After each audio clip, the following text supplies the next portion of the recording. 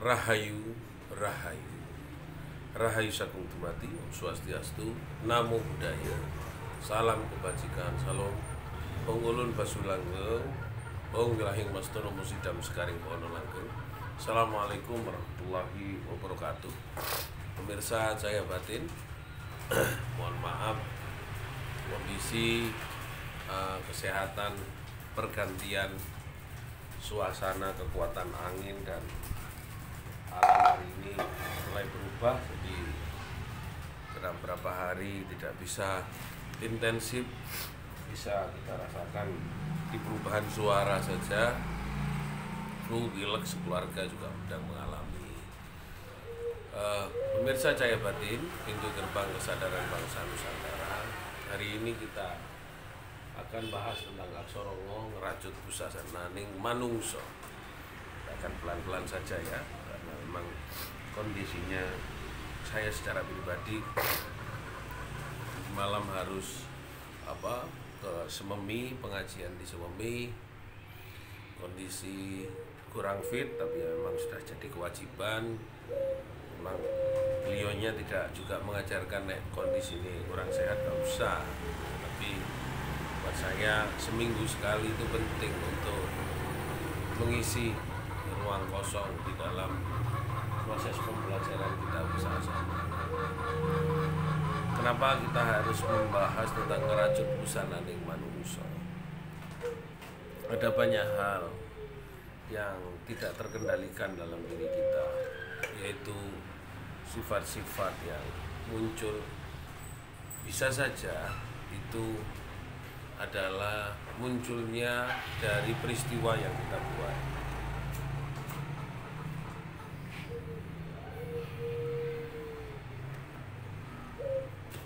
Munculnya dari yang kita bahas, munculnya yang kita sering perankan.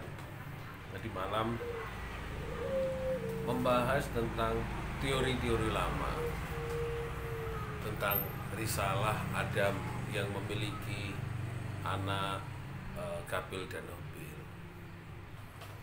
Jadi anak yang baik dan anak yang tidak baik, anak sing pantes karo anak sing gak pantes.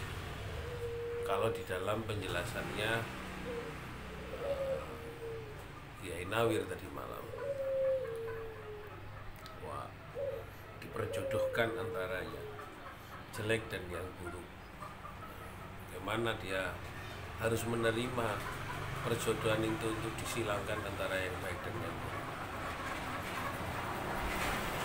Ini adalah mitologi lama atau cerita kuno yang diulang-ulang, tapi perlu juga dipahami sebagai sebuah teori bagaimana ini menjadi instrumen untuk melihat tentang kebaikan batin kita, instrumen dalam rangka melihat apakah sudah bisa mengidentifikasi yang baik dan yang buruk di dalam diri kita. Apakah kita mampu untuk melihat tentang sikap sombong kita, sikap diam kita. Kalau diam kita itu adalah sifat sombongnya dari manusia itu sendiri, ya saat sama. Tapi sikap diam kita adalah sifat menerima, mendengarkan semua pengetahuan yang terjadi, adalah sifat sempurna. Mau mendengarkan apa yang menjadi perintah dan ajaran, mau merasakan bagaimana kita merasakan nilai-nilai hidup yang sempurna.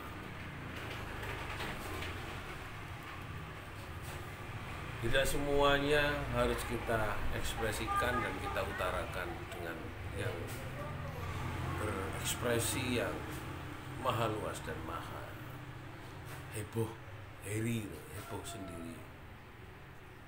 Bisa saja itu diekspresikan dalam proses perilaku kita dalam kehidupan saya.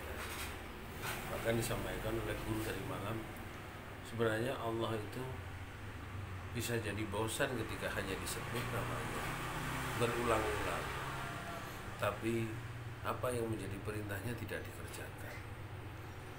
Bisa saja Allah itu menjadi capek mendengarkan nama dan panggilan itu sendiri, tapi apa yang hadir di dalam dirimu, kebaikan atas perintah dari Allah itu sendiri, tidak akan menjalankan.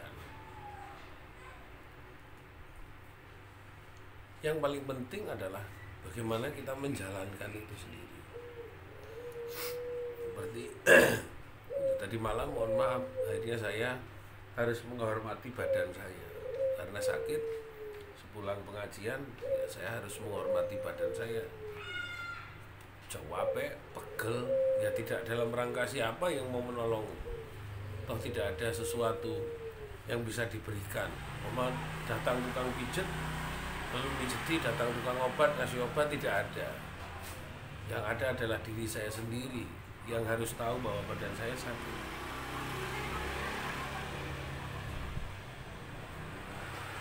Badan saya butuh istirahat, badan saya butuh minum yang enak, badan saya butuh tidur yang nyenyak, badan saya butuh obat cukup STMJ, ya mampunya cukup beli STMJ. Kalau semua berlebihan, nanti istri saya tidak belanja, anak saya tidak bisa beli susu, lalu yang besar juga tidak bisa beli roti, kendan.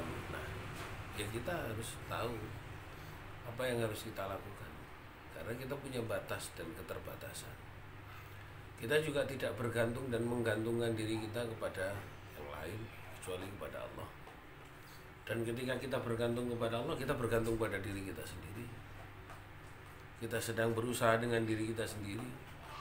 Jangan berharap-harap daripada yang lain. Pengemis saja berharap dari dirinya sendiri. Kalau semua dia tidak mengemis, tangannya tidak nyadong, mana ada. Tukang sapu juga berharap dari dirinya sendiri. Atas nama Allah dia nyapu.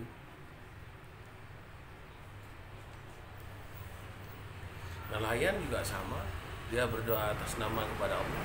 Tapi dia kalau semua tidak nelayan, tidak cari ikan, ya masa ada rezeki. Nah inilah sebenarnya yang harus dipahami. Ngerajut busana ning manungso sudah betul-betul kita menghilangkan nilai-nilai buruk dalam diri kita. Memahami apa yang terjadi dalam diri kita. Betul-betul mengidentifikasi.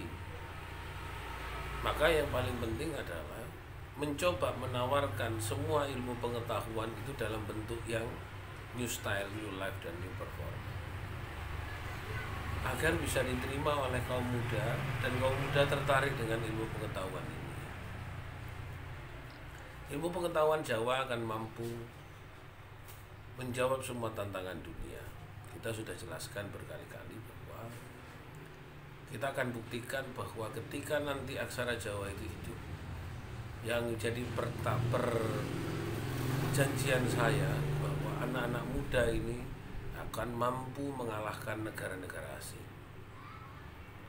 akan mampu mengalahkan negara-negara luar dengan ilmu pengetahuan, dengan saintis, teknologi, ilmu ahli cipta. Jadi ini ilmu ahli cipta, baik teknologi maupun ekonomi ataupun politik, dia akan menjadi ilmu ahli cipta yang melebihi daripada orang lain. Sementara kita semua produk-produk dari perguruan tinggi yang kelas tinggi sampai S3, S4 masih menggunakan teori-teori perguruan tinggi asing, bukan perguruan tinggi tanah Nusantara. Ini yang saya ketahui. Sebenarnya saya tidak membahas tentang teori-teori beragama, tapi teori masa depan untuk anak cucu kita dengan aksara Jawa. Beragama adalah urusan kita dengan pribadi kita, dengan Allah, dengan Gusti Kang Akar Jagat. Tapi hubungan kita dengan masa depan anak cucu Indonesia adalah urusan kita secara bersama-sama. Dan yang paling pokok adalah urusan saya dengan pribadi saya sendiri ketika saya tidak bertanggung jawab untuk melawan semua nasir-nasir yang mengganggu masa depan anak bangsa saya, anak cucu kita semua merah putih, mulai Sabang sampai Merauke. Itulah yang menjadi tanggung jawab secara pribadi saya dan secara umum adalah kita bersama. Semoga ini bermanfaat. Ngerajut busana ning manungso, kita berdoa setiap hari. Hanya tempat ini saya berdoa dengan segala upaya dan cara, dengan segala upaya dan usaha, agar pemimpin masa depan mampu menjawab tantangan anak cucu kita. Anak cucu kita ke depan mampu menguasai dunia masa depan. Rahayu, rahayu, rahayu, Om Shanti, Shanti, Shanti. Om Ulun bersyukur. Salam, salam. Assalamualaikum.